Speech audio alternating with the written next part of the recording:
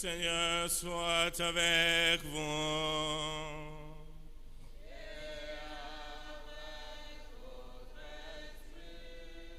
Évangile de Jésus-Christ selon Saint Luc.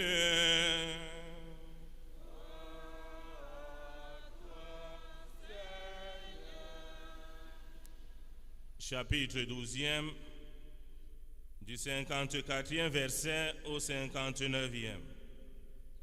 En ce temps-là, Jésus disait aux foules, quand vous voyez un nuage monter au couchant, vous dites aussitôt qu'il va pleuvoir, et c'est ce qui arrive. Et quand vous voyez souffler le vent du sud, vous dites qu'il fera une chaleur terrible, et cela arrive.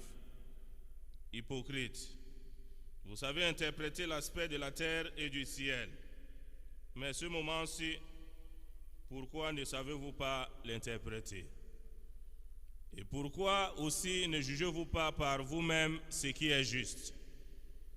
Ainsi, quand tu vas avec ton adversaire devant le magistrat, pendant que tu es en chemin, mets tout en œuvre pour t'arranger avec lui, afin d'éviter qu'il ne te traîne devant le juge, que le juge ne te livre à l'huissier et que l'huissier ne te jette en prison.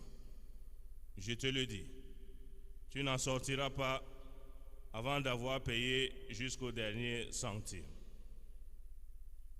Acclamons la parole de Dieu.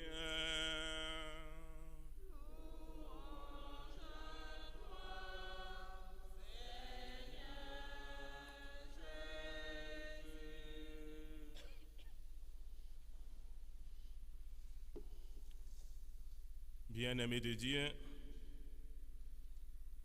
dans l'évangile que nous venons d'écouter, Jésus s'adresse à ses contemporains et il s'adresse à nous également. Que font les contemporains de Jésus? Les contemporains de Jésus, ils sont intelligents, ils sont sages, et ils sont même aptes à analyser et à interpréter les signes des temps.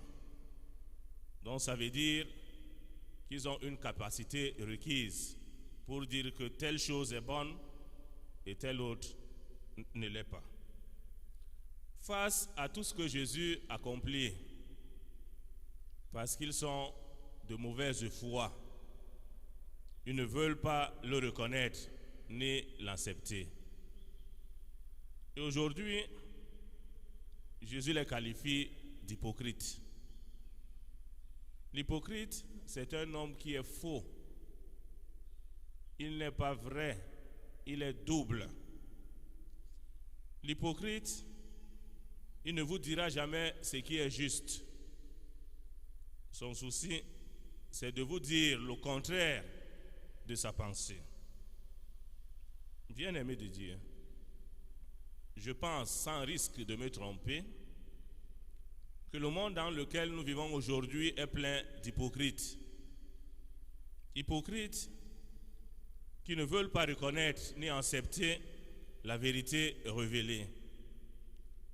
Hypocrites qui ne veulent pas être au service de la vérité. Hypocrites qui ne veulent pas être au service de la paix et de la réconciliation. Et je pense que ce test nous secoue et nous invite à une véritable conversion.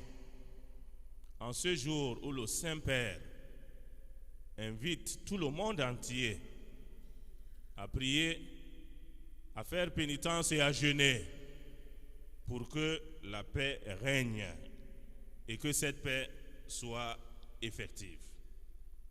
Le psalmiste nous dit ceci: Seigneur, apprends-moi tes commandements.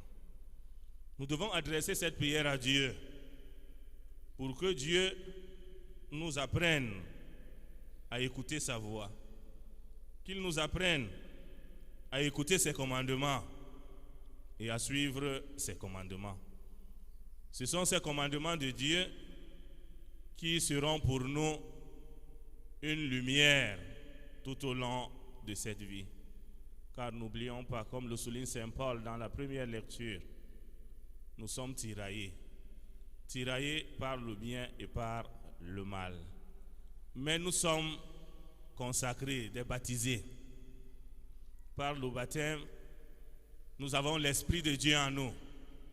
Cet Esprit de Dieu qui nous guide, cet Esprit de Dieu qui nous donne le discernement dont nous avons besoin pour nous mettre au service de la paix.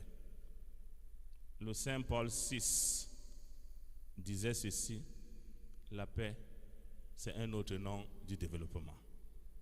Sans la paix, nous ne pouvons pas bâtir nos cités. Sans la paix, nous ne pouvons pas vivre en frères. Sans la paix, c'est la guerre qui va s'installer. Et le Saint-Père, en nous invitant ce jour à prier, à jeûner, à faire pénitence, nous devons prendre conscience de ce que nous vivons, de ce que nous faisons pour que cette paix ne soit pas effective. Chacun de nous, même moi qui vous parle, est responsable. Nous sommes des violents. Quelquefois à travers nos paroles, quelquefois à travers nos attitudes. Et nous devons aujourd'hui consacrer ce jour, à travers nos humbles prières, à travers nos jeûnes et nos pénitences, pour que le Seigneur touche nos cœurs durs comme les rochers, pour qu'il transforme lui-même ses cœurs.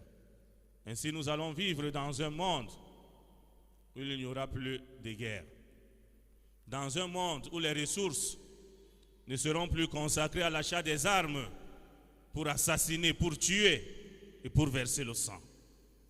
Nous allons vivre dans un monde de paix où notre préoccupation première sera de protéger la vie humaine qui est un don de Dieu, de protéger la dignité humaine et de nous mettre au service de nos frères et sœurs pour bâtir une société vraie et juste. Le mois de Marie, c'est un mois qui est consacré à tous les enfants de notre mère, la Vierge Marie, reine de la paix. Et depuis le 1er octobre, nous nous sommes engagés à suivre le Christ, prince de la paix, par Marie, reine de la paix. Et dans son communiqué final, l'archevêque nous demande de nous tourner vers la reine de la paix. Si nous ne savons pas prier, si nous avons des résistances pour ne pas être des artisans de paix, allons à la rencontre de la Vierge Marie, notre mère. Elle nous aime tellement.